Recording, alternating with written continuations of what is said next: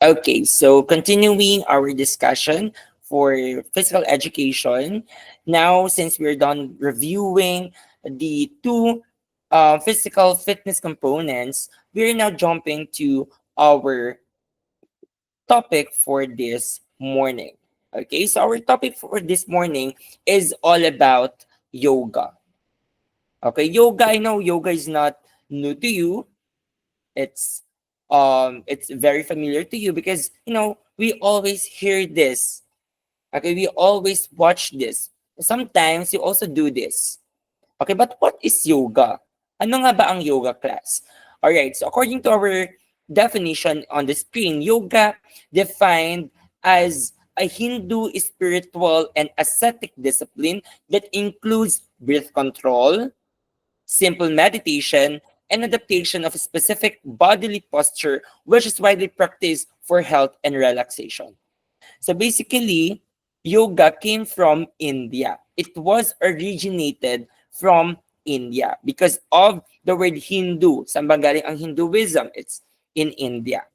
Now, take note class that in yoga, we are combining physical postures, okay, known as asanas, ASANAS, and breathing techniques known as pranayama, and of course, meditation and ethical guidelines. And take note, class, that yoga came from the Sanskrit root yuj or yuj, meaning to join or to unite. Okay, symbolizing the union of the body, mind, and spirit. All right, take note, class, that yoga means or symbolizing or it symbolizes the union of body, mind, and spirit. Ang ating katawan, ang ating utak, at ang ating kaluluwa. Alright? Or soul or spirit. Now, take note, class, that yoga is known because of Patanjali. Okay, sino nga ba si Patanjali? Si Patanjali po is the father of yoga. Okay, so they believe that he came to this earth to give his knowledge of yoga, which came to be known as the Yoga Sutras. Okay, now take note, class, that according to Patanjali, there are three divisions of yoga, periods of yoga: the classical yoga, the post-classical yoga, and the modern yoga. Now, take note, class, that Patanjali was a philosopher from India, traditionally credited with complying the Yoga Sutras, as you could see on your screen. Okay, it is a foundational text in the practice of yoga. Okay, it is a foundational text in the practice of yoga. Now, take note, class, that as I've mentioned, there are three divisions of yoga: the classical yoga, the post-classical yoga, and the modern yoga. So ano bang meron sa classical yoga? Okay, let's look on the classical yoga. Take note, class, that this era is called classical because it established the foundational structure of yoga as a discipline path to achieve a spiritual liberation through mental control, ethical behavior, and detachment from worldly attachments. So basically, ang main point ng classical yoga is to detach ourselves to worldly attachments. Ano nga ba yung mga worldly attachments? Mga nangyayari sa ating kapaligiran. Alright? Now, Patanjali's framework is often referred to as Raha Yoga or the Royal Path. Okay, so in classical yoga, we call this, according to Patanjali, is the Raha Yoga or the Royal Path. Now, take note, class, that according to Patanjali, there are 8 limb paths of yoga. Okay, this is under classical yoga. There are 8 limb paths. Now, this system outlines the 8 interconnected practices that guide a person toward self-realization and inner peace. Okay, again, this is a guide towards self-realization and inner peace. Now, ano nga ba yung 8 classical yoga or the 8 limb path? First, the yama. As you can see on your screen, yama means universal morality or it's moral discipline. These focus on how we relate to the external world, guiding us in creating harmony with others. So meaning, we should know what is right and what is wrong. Okay, that is yama. That's about morality, knowing what is right and knowing what is wrong. That's about moral discipline. Now, in niyamas, we are talking about personal observance or personal discipline. Okay? Now, in niyamas, it's internal practice that foster a positive relationship with oneself. It's ourself. It's our inner self. It's the connection of ourself. Okay, ano bang connection natin? Anong ginagawa natin sa sarili natin? That's personal observance. That's niyamas. Now, in asana, meaning physical posture or body posture. Okay, this helps in developing physical discipline, balance, and flexibility in both body, ang ating katawan, at ang ating utak. That's asana. It's about physical posture. Okay, now, how about in pranayama? In pranayama class, we are talking about breathing exercise or breath control, technique of controlling the breath, paano tayo huminga, to enhance energy. It is how to calm our mind and prepare for deeper practices. Okay? So basically, pranayama supports focus and balance through breathing exercise. All right? I hope you follow the first four 8 limb path. Now, going to the next one, which is the pratyahara, meaning the control of the senses or withdrawal of the senses. This is a practice of drawing the attention inward and detaching from external distractions. Okay? Okay, to better observe one's inner experience. Okay, this is often described as bridging the external and internal limbs. That's pratyahara. It's about our senses. Okay, now in dharana, it's concentration. It's more on cultivation of inner perceptual awareness. The focused attention on a single point or object, meaning we prepare the mind for meditation. It's preparing our mind for meditation. By how? By cultivating concentration and also learns to control the mind and reduce mental chatter. Okay, yan po yung dharana.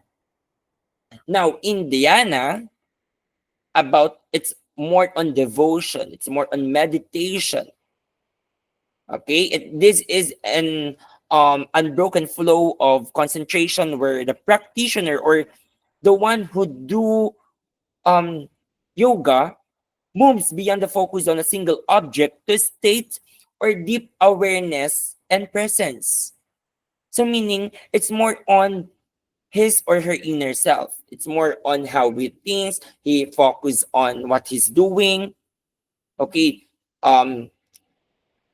hindi niya minamind yung nangyayari sa kanyang surroundings. It's focusing on his own personal senses or personal self. Personal self, ayun. And last one is the samadhi, union with the divine or union or enlightenment. Okay, the ultimate goal of yoga is a state of oneness or union with the divine or the universe. In this state, class, one experiencing profound peace and self-realization. So basically in Samadhi, it's about self-realization. Okay, that's based on Hinduism. Now, as Christians, okay, how do we create relationship with our super being? But through prayers, through attending church, through singing praise and worship songs. Okay, that's how we create union with our divine. But in Hinduism, yoga is a way for them to create a connection with the divine and also to look for peace and self-realization. And those are the eight limb path according to Patanjali. Okay, I hope um you get the point of the eight limb paths, okay, under classical yoga. Now, moving to the next one, which is, of course, after classical yoga, we also have the post-classical yoga. Ano meron sa post-classical yoga? During this time, new yoga schools and practices emerge. Okay, so basically, there are new schools, there are new knowledge, there are new practices, and moving beyond the dualistic and meditative focus of classical yoga as defined in Patanjali's Yoga Sutras, this period saw the rise of practices focused more on achieving a deeper experience of the body, mind, and spirit through integration and direct experience. So basically, this is about connection between our physical and spiritual self. Okay, in post-classical yoga, it's about achieving wisdom, achieving or cleaning our body and mind to explore the connection of our physical and spiritual life. That's about the dualistic and meditative focus of post-classical yoga. Now, after post-classical yoga, we also have the modern yoga, which is what we are now doing in this generation. Kung anong ginagawa natin, we use it as an exercise, we use it as a meditation, we use it as a relaxation. That's what modern yoga now. Okay, take note that this refers to the evolution and popularization of yoga in the 19th and 20th centuries. Okay, transforming from an ancient spiritual practice, okay, from ancient into a global recognized form of exercise, wellness, and lifestyle. So sabi ko nga, kung anong ginagawa natin ngayon, we use it as an exercise, we use it as a meditation, relaxation, that is modern yoga. Now, it combines the traditional yoga teachings from contemporary physical fitness trends, making it more accessible to a global audience. And the emphasis is generally on physical posture, breathing, and mindfulness rather than solely on the meditation or spiritual enlightenment. So, meaning class, in modern yoga, it's not only about the mind, it's not about our spirituality, but also it's about our posture, our physical, okay, our breathing, and our mindfulness of or our being mindfulness of what we are doing. Our being mindful of what we are doing. All right? So that is what we call modern yoga. Okay, again, we recall it. There are three divisions of yoga: the classical yoga, the post-classical yoga, and the modern yoga. Now, under classical yoga, there are eight limb paths according to Patanjali. Now, in post-classical yoga, it's about it's the rise of new schools, okay, rise of new techniques. And in modern yoga, it's about being open to a global audience. And the focus now, it's not solely in our spiritual self, but rather in our physical or in our outer. well-being, our physical postures. All right. Now, take note, class, that yoga is a fitness activity that promotes body and mental well-being through a system of physical posture, breathing techniques, and meditation. Now, what are the benefits of yoga to our physical body? First, it improves flexibility. You will have a gradual loosening of our muscles because of doing yoga, okay, because of the stretching, because of the different stance or different exercises in yoga. It may improves our flexibility. Next, increases muscle strength and tone. This will build strong muscles and protect you from conditions like arthritis and back pain. Because of course, we are doing exercise, we are moving our body parts. Okay, ginagalaw natin yung mga katawan, yung mga iba't ibang katawan natin, our joints. Okay, therefore, it increases muscle strength and tone. Now, aside from that, it increases blood flow. Bakit po? Because yoga gets more oxygen to your cells, boost levels of hemoglobin and red blood cells, which carry oxygen to the tissues. Basically, because of the breathing exercise. Okay, because of course, as we breathe, as we inhale and exhale, it could also improve the flow of the blood inside our body. And of course, it boosts our immune system. Diba? Sabi nga nila, pag stress ka, bumababa ang immune system mo o bumabagsak. Therefore, through relaxation, through meditation, this could help relieve our body from any body pain or any mental, you call this, in any stress. Therefore, it could boost our immune system. It prevents digestive problems because it can ease constipation because moving the body facilitates more rapid transport of food and waste products through the bowel. So basically, di ba, sabi nila, pag mas gumagalaw ka, mas nagda-digest yung ating chan or our digestive system. Therefore, as we go or as we do yoga, it could also help us, prevent or help us experience digestive problems. And of course, maintains a balanced metabolism. Okay, yoga does not only cause a reduction of weight, but also improves metabolism. And of course, it's not only limited to physical benefits, but also for mental benefits. Bakit po? Because it decreases stress level because of the meditation, relaxation, na pag, binababa or nakakapagpababa ng stress level ang yoga. Activates inner peace. Of course, you are only focusing on yourself, focusing on your spiritual well-being, yung personal space. That's why it activates inner peace. Increases awareness and mindfulness because it's, di ba, din sa 18 parts ng yoga, it's about controlling our senses, being aware of ourselves, okay, and of course, help to achieve better sleep.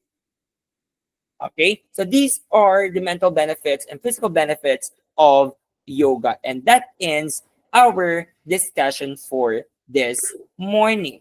And I hope you learned a lot in this discussion, and I hope you will watch this virtual lecture or online lecture that I'm doing in order for us to cope with our means lessons. All right, so thank you for watching. If you may watch or if you watch this video lecture, and I hope you watch this because this is the most, this is the only thing that I could do in order for us to cope with our MEAS lessons. All right, so thank you for watching and stay safe, everyone. And thank you. Tabush.